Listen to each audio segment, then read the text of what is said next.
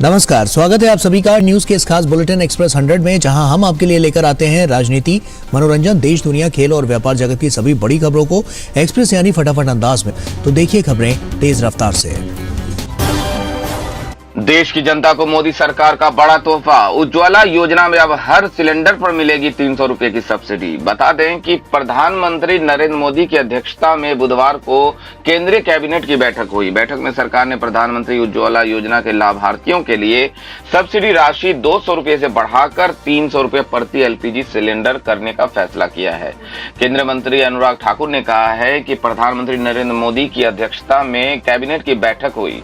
रक्षाबंधन के मौके पर गैस सिलेंडर के दामों में 200 रुपए की कटौती की गई। आज से उज्ज्वला योजना के लाभार्थियों की सब्सिडी 200 रुपए से बढ़ाकर 300 की जा रही है। प्रधानमंत्री उज्ज्वला योजना के तहत अब तक सरकार योजना के लाभार्थियों को घरेलू गैस सिलेंडर पर 200 रुपए की सब्सिडी देती थी, जिसके चलते उन्हें 900 रुपए की कीमत वाला सिलेंडर 700 रुपए का मिल रहा था। अब 100 रुपए की सब्सिडी और बढ़ाए जाने के बाद कुल सब्सिडी 300 रुपए की हो गई है, जिसके चलते इस योजना को लाभार्थियों को एलपीजी का गैस सिलेंडर 600 रुपए का मिलेगा। बीते 37 दिनों में केंद्र सरकार ने गैस सिलेंडर के दाम में दूसरी बार दाम कम किए हैं, जिसका फायदा 10 करोड़ लाभार्थियों को दिया जाएगा। केंद्र सरकार की ओर से बढ़ाई गई इस सब्सिडी को आगामी विधानसभा चुनाव से जोड़कर देखा जा रहा है। शराब घोटाले को लेकर ईडी का बड़ा एक्शन। आप सांसद संजय सिंह गिरफ्तार। बता दें कि आम आदमी पार्टी के सांसद संजय सिंह को गिरफ्तार कर लिया गया है। आबकारी नीति मामले में संजय सिंह के दिल्ली स्थित आवास पर प्रवर्तन निदेशालय की छापेमारी चल रही। ईडी ने छापे के 10 घंटे बाद संजय सिंह को अरेस्ट कर लिया है। ईडी ने लंबी पूछताछ के बाद संजय सिंह को अरेस्ट कर लिया है। दिल्ली की शराब पॉलिसी मामले में उनकी गिरफ्तारी की गई है। दिल्ली के पूर्व उप मुख्यमंत्री मनीष सिसोदिया के बाद इस मामले में ये दूसरी हाई प्रोफाइल गिरफ्तारी है। आम आदमी पार्टी को संजय सिंह के रूप में दूसरा बड़ा झटका लगा। इससे पहले दिल्ली सरकार के कथित शराब घोटाले मामले में पूर्व डिप्टी सीएम मनीष सिसोदिया को गिरफ्तार किया गया था। वहीं अब पार्टी के राज्यसभा सांसद संजय सिंह के खिलाफ ईडी की बड़ी कार्रवाई हुई है।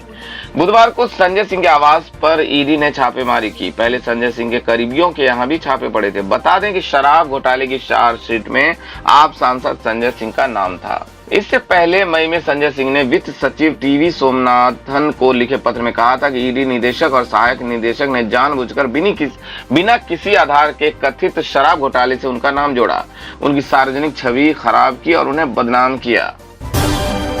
शरद पवार का राहुल गांधी को लेकर बड़ा दावा। कहा, भारत जोड़ो यात्रा के बाद राहुल को गंभीरता से लिया जा रहा है। एक दिन करेंगे देश का नेतृत्व।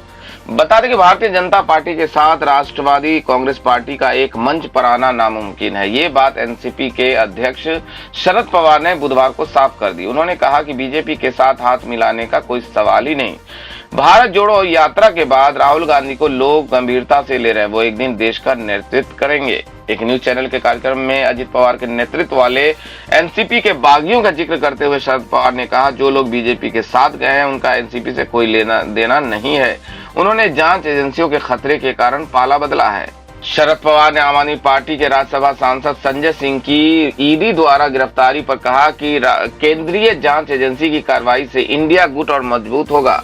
पवार ने यह भी कहा कि दिल्ली के मुख्यमंत्री अरविंद केजरीवाल ने हाल ही में उनसे कहा था कि आप दिल्ली की 7 में से 3 सीटें कांग्रेस को देने के लिए तैयार हैं। इतना ही नहीं, उन्होंने विश्वास जताया कि उत्तर प्रदेश में एक बार फिर कांग्रेस पुनर्जीवित होगी। दिल्ली पुलिस ने नहीं दी कोई एफआईआर, ना ही किया अपराधों का खुलासा। न्यूज क्लिक का दावा। बता दें कि digital news website news click के संस्थापक प्रबीर पुरकायस्थ और एचआर हेड अमित चक्रवर्ती की गिरफ्तारी के एक दिन बाद यानी बुधवार को एक बयान सामने आया, जिसमें न्यूज क्लिक ने दिल्ली पुलिस की छापेमारी पर एक बयान जारी कर दावा किया कि उसे एफआईआर की प्रति नहीं दी गई, ना ही उससे जुड़े लोगों पर जिन अपराधों का आरोप लगाया गया है उसके बारे में जानकारी नहीं दी गई है। आपको बता दें कि बीते दिन मंगलवार को दिल्ली पुलिस की स्पेशल सेल ने विदेशी फंडिंग के मामले में न्यूज क्लिक के परिसरों पर छापेमारी की। उसके बाद कंपनी के संस्थापक प्रबीर पुरकायस्थ और एचआर हेड अमित चक्रवर्ती को गिरफ्तार किया। न्यूज क्लिक ने एक बयान में दावा किया कि पुलिस ने परिसरों और कर्मचारियों के घरों से इलेक्ट्रॉनिक उपकरणों को बिना किसी उचित प्रक्रिया जैसे कि जब्ती मेमो, जब्त किए गए डेटा, या यहां तक कि डेटा की प्रतियों के प्रावधान के बिना जब्त कर लिया। बयान में यह भी कहा गया है कि हमें अपनी रिपोर्टिंग जारी रखने से रोकने के एक जबरदस्त प्रयास में न्यूज क्लिक के कार्यालय को भी सील कर दिया गया है। इसमें कहा गया है कि हम ऐसी सरकार की इन कार्रवाइयों की कड़ी निंदा करते हैं जो पत्रकारिता की स्वतंत्रता का सम्मान करने से इनकार करती है और आलोचना को देशद्रोह या राष्ट्र विरोधी प्रचार मानती है। दिल्ली में कांग्रेस आम आदमी पार्टी में तालमेल को लेकर शरद पवार का बड़ा दावा। बताया कितनी सीटें देने को राजी हैं केजरीवाल। बता दें कि एनसीपी सुप्रीमो शरद पवार ने अगले साल होने वाले लोकसभा चुनावों को लेकर दिल्ली में कांग्रेस और आम आदमी पार्टी के बीच सीटों के तालमेल के बारे में एक बड़ा दावा किया है। पवार ने कहा है कि दिल्ली के सीएम अरविंद केजरीवाल कांग्रेस के लिए राजधानी की 7 में से 3 लोकसभा सीटें छोड़ने के लिए तैयार है। एनसीपी संस्थापक पवार ने इंडिया टुडे मुंबई कॉन्क्लेव 2023 में ये दावा किया। उनके मुताबिक दिल्ली के मुख्यमंत्री और आम आदमी पार्टी के संयोजक अरविंद केजरीवाल ने हाल ही में एक चर्चा के दौरान उनसे कहा था कि वे कांग्रेस को दिल्ली की 7 लोकसभा सीटों में से 3 सीटें देने के लिए तैयार हैं। पवार ने कहा, मेरी अरविंद केजरीवाल के साथ दिल्ली की सीटों को लेकर एक बार बातचीत हुई थी। आज की तारीख में कांग्रेस के पास दिल्ली में 0 सीटें हैं। केजरीवाल ने मुझसे कांग्रेस के साथ बात करने का आग्रह किया था कि 7 में से वे यानी केजरीवाल उसे यानी कांग्रेस को 3 सीटें देने के मुद्दे को सुलझाने के लिए तैयार हैं। संजय सिंह के पिता से मिलने पहुंचे आरजेडी सांसद मनोज झा गले लगाकर बोले, चिंता करने की कोई बात नहीं। बता दें कि आम आदमी पार्टी के राज्यसभा सांसद संजय सिंह की गिरफ्तारी के बाद उनके पिता के घर पर राजनेताओं का जुटना शुरू हो गया। इसी क्रम में आरजेडी सांसद मनोज झा भी संजय सिंह के पिता से मिलने पहुंचे। आते ही मनोज झा संजय सिंह के पिता दिनेश सिंह के गले लग गए और ढाढ़स बढ़ाने लगे। मनोज झा ने संजय सिंह के पिता से कहा कि कोई चिंता की बात नहीं है, हम लोग आपके साथ हैं। मनोज झा के अलावा गोपाल राय भी संजय सिंह के आवास पर पहुंचे थे। आप सांसद संजय की गिरफ्तारी पर उनके पिता ने कहा, हर जगह सहयोग करेंगे। मैंने संजय सिंह को कहा कि चिंता न करें। मुझे लगता है कि उन्हें गिरफ्तार करने के लिए उन्हें कोई आधार नहीं मिला, लेकिन ईडी के अधिकारियों को गिरफ्तार करने के लिए कहा गया था, इसलिए उन्होंने उसे गिरफ्तार कर लिया। इसके सकारात्मक परिणाम जल्द आएंगे क्योंकि सत्ता परिवर्तन होने वाला है। आप सांसद संजय सिंह की मां राधिका सिंह ने कहा कि एक निर्दोष व्यक्ति को इस प्रकार से गिरफ्तार करना गुनाह है। मेरा बेटा निर्दोष है, इतना ईमानदार लड़का मैंने नहीं देखा है। ये सारे आरोप बेबुनियाद हैं। आप सांसद के परिवार से केजरीवाल की मुलाकात। पीएम मोदी को घेरा, कहा संजय सिंह ये शेर है, हम कोर्ट जाएंगे। बता दें कि आम आदमी पार्टी के नेता और राज्यसभा सांसद संजय सिंह को प्रवर्तन निदेशालय ने बुधवार देर शाम कथित शराब घोटाले मामले में गिरफ्तार कर लिया। संजय सिंह के रूप में आपको ये दूसरा झटका है। बता दें कि इससे पहले ईडी ने इस मामले में दिल्ली के पूर्व उप मुख्यमंत्री मनीष सिसोदिया को गिरफ्तार किया था। संजय सिंह की गिरफ्तारी के बाद दिल्ली के मुख्यमंत्री अरविंद केजरीवाल उनके परिवार से मुलाकात करने पहुंचे। दिल्ली के मुख्यमंत्री और आप के राष्ट्रीय संयोजक अरविंद केजरीवाल अपनी पत्नी सुनीता केजरीवाल के साथ सांसद संजय सिंह के परिवार के सदस्यों से मिले। संजय सिंह के परिवार से मिलने के बाद अरविंद केजरीवाल ने मीडिया से बात करते हुए कहा कि आम आदमी पार्टी एक कट्टर ईमानदार पार्टी है। सब जानते हैं कि ईमानदारी का रास्ता बहुत कठिन होता है।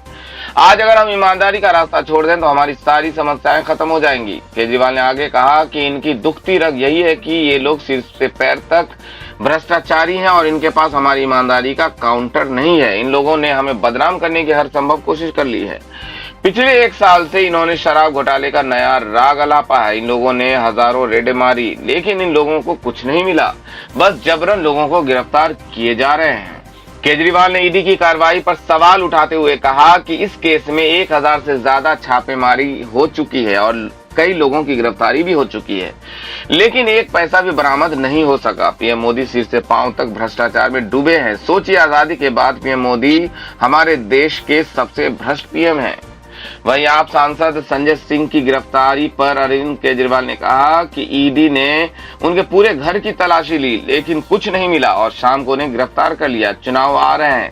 भारत गठबंधन बनने के बाद पीएम मोदी हताश हैं। वे 2024 तक कई लोगों को गिरफ्तार करेंगे। संजय सिंह शेर है, हम अदालत में मामला दायर करेंगे।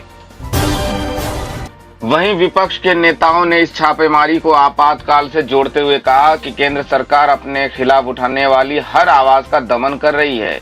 वहीं ईडी की इस रेड को लेकर उद्धव ठाकरे के नेतृत्व वाली शिवसेना के सांसद संजय राउत का भी बयान सामने आया है। संजय राउत ने केंद्रीय एजेंसियों की कार्रवाई पर सवाल उठाते हुए पूछा कि भाजपा शासित राज्यों में छापेमारी क्यों नहीं होती। मीडिया से बात करते हुए संजय राउत ने कहा, आम आदमी पार्टी के नेता संजय सिंह एक सांसद हैं और अपने समय के निर्भय पत्रकार रहे हैं। आज उनके घर में छापेमारी हो रही है, हमारे ऊपर छापेमारी होती है। महाराष्ट्र, पश्चिम बंगाल, छत्तीसगढ़ और झारखंड में रेड होती है, लेकिन गुजरात, मध्य प्रदेश, असम और जहां जहां भाजपा की सरकार है उधर किसी एजेंसी की छापेमारी क्यों नहीं होती। संजय सिंह ने भाजपा पर हमलावर होते हुए कहा, अगर केंद्रीय एजेंसियों को जानकारी चाहिए तो हम जानकारी देंगे कि किधर घपले हो रहे हैं। संजय सिंह के घर पर जिस तरह से ईडी की छापेमारी चल रही है उससे मुझे लगता है कि ये तानाशाही की हद है। आपको बता दें कि संजय सिंह के घर बुधवार सुबह ईडी की टीम पहुंची और छापेमारी की कार्रवाई की। वहीं संजय सिंह के घर पर ईडी की रेड को लेकर आम आदमी पार्टी ने भी केंद्र सरकार को निशाने पर लिया है। पार्टी के विधायक सौरभ भारद्वाज ने ट्वीट करते हुए लिखा, ये एक काल्पनिक घोटाला है। 1000 से ज्यादा रेड, 15 महीने तक नतीजा शून्य। मोदी जी डिप्रेशन में हैं। वो चुनाव हारने जा रहे हैं, लेकिन आम आदमी पार्टी सवाल पूछती रहेगी। जातिगत जनगणना ने बीजेपी की बढ़ाई मुश्किलें। जातिगत जनगणना की काट के लिए भाजपा के पास क्या है विकल्प? बता दें कि बिहार सरकार ने 2 अक्टूबर को जातीय जनगणना के आंकड़े जारी कर दिए। इस रिपोर्ट के जारी होने के बाद लोकसभा चुनाव से पहले देश भर में एक बार फिर नए सिरे से फॉरवर्ड बना बैकवर्ड की राजनीति शुरू हो गई है, जिसे बीजेपी की टेंशन बढ़ा दी है। ये 2024 लोकसभा चुनाव से पहले बीजेपी के लिए खतरे की घंटी भी है। बीजेपी न इसका खुलकर विरोध कर पा रही है और न ही समर्थन। बीजेपी का शीर्ष नेतृत्व जहां इस पर मौन नजर आया तो वहीं बिहार बीजेपी इनकी खामियां बताती दिखी। जातीय आधारित सर्वे की रिपोर्ट के मुताबिक बिहार में 63% से अधिक आबादी पिछड़े और अति पिछड़े वर्ग की है, जिसे बीजेपी का कोर वोट बैंक माना जाता है। अब इस आंकड़े के सामने आने के बाद बिहार में जहां नीतीश कुमार और लालू यादव इस जातीय के साथ नए समीकरण तैयार करने में जुट गई है, वहीं बीजेपी को भी 2024 के चुनाव को लेकर नई रणनीति बनानी पड़ेगी। बिहार की लोकसभा की 40 सीटें हैं। यही नहीं, सर्वे के आने के बाद से बिहार से सटे यूपी, झारखंड, एमपी और खासकर हिंदी बेल्ट वाले राज्यों में जातीय जनगणना कराने की मांग और तेज हो गई, जो बीजेपी के लिए मुश्किलें खड़ी कर सकती है।